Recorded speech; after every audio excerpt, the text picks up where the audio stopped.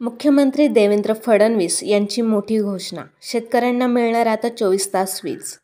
खरं म्हणजे दोन गोष्टी मला सांगितल्या पाहिजे। पहिले तर आपल्या सरकारने शेतकऱ्यांकरता महत्त्वाचा निर्णय घेतला। आता आम्ही तुमचं विजेचं बिलच माफ केलेलं आहे।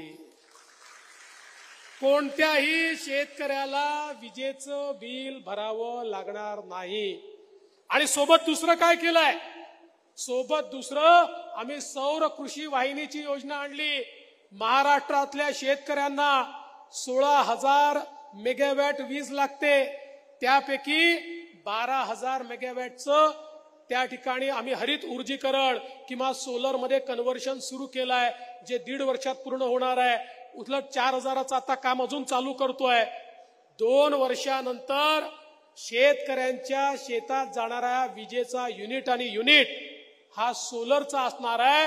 त्यामुळे शेतकऱ्यांना 365 दिवस दिवसा वीज आम्ही देऊ, त्यांना रात्रीच्या विजेची आवश्यकता पडणार नाही।